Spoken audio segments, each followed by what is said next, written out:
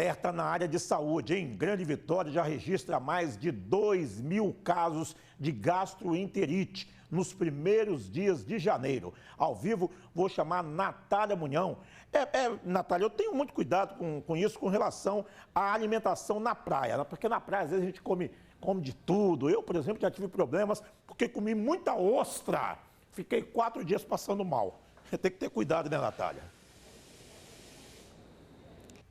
Exatamente. Falando desse surto que tem acontecido de gastroenterite, mais da metade dos casos, a estimativa é mais ou menos essa, que não seja esse quadro que você está dizendo de, às vezes, comer algo estragado, acontece também, com certeza, mas é uma gastroenterite viral, ou seja, é um vírus que vai passando de pessoa para pessoa, mas quem vai falar sobre isso não sou eu, é o Dr. Felipe Bertolo, gastroenterologista. Doutor, bom dia, obrigado por estar falando ao vivo com a gente. Vamos explicar para o pessoal de casa primeiro, o que é a gastroenterite?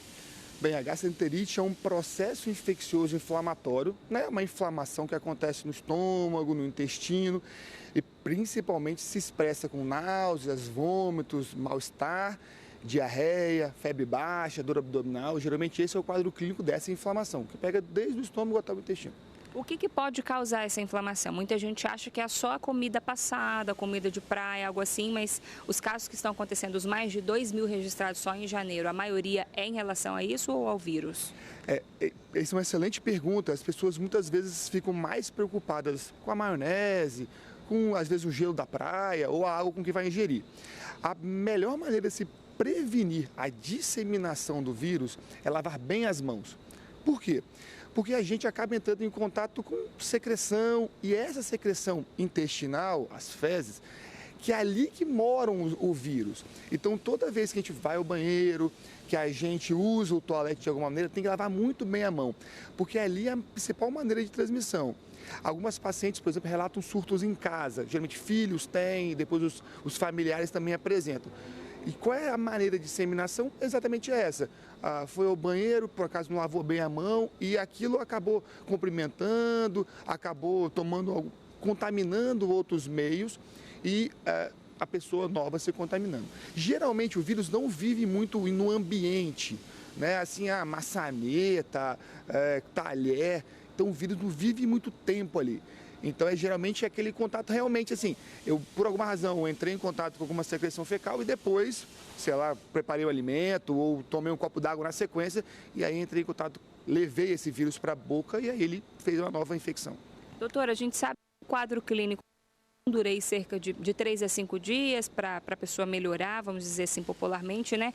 E nos casos mais graves, né, em que a pessoa apresenta talvez uma infecção mais grave, entrar com um antibiótico, como que funciona para essas pessoas?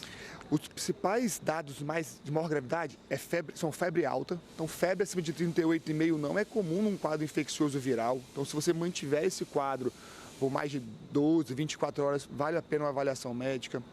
Por exemplo, pressão quando cai muito, então muito mal-estar, pressão cai muito, isso é importante alguém ver.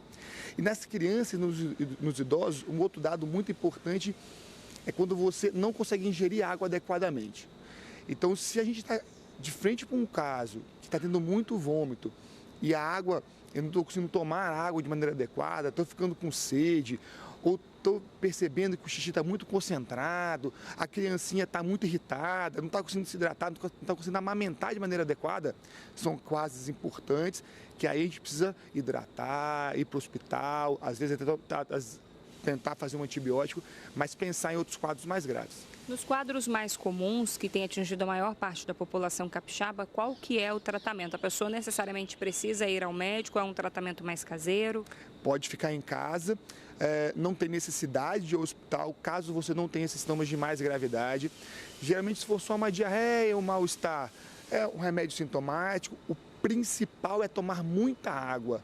Você tem que contrapor aquela água que você está perdendo ou deixando de ingerir por causa do vômito. Então, tentar ingerir bastante água. Pode ser água, suco, reidratantes. A ideia é que você ingira o líquido que você está perdendo. Esse é o principal tratamento. Agora, se tiver algum sinal de maior gravidade, não está conseguindo se alimentar direito, é melhor procurar algum médico, algum PA para poder ser avaliado. O soro, para a gente finalizar, doutor, é muito famoso, né? Às vezes aquele soro que a gente compra o sachê na farmácia ou o soro caseiro, ele também é indicado nesse quadro? Isso é uma excelente pergunta. A gente, antigamente, vou dizer na minha época, eu via muito na divulgação do soro caseiro, sal, açúcar. Hoje, a recomendação do Ministério da Saúde e da OMS é a gente não usar o soro caseiro, porque a gente acabava utilizando, fazia ele concentrado demais para ficar mais forte, e aí dava mais diarreia. Então, hoje, basicamente, é usar esse soro de reidratação que vem de farmácia, algumas unidades básicas de saúde também tem, e tomar água. Pode ser água normal, pode ser o suco normal da casa da gente, a gente não precisa, pode ser água de coco, que é muito boa.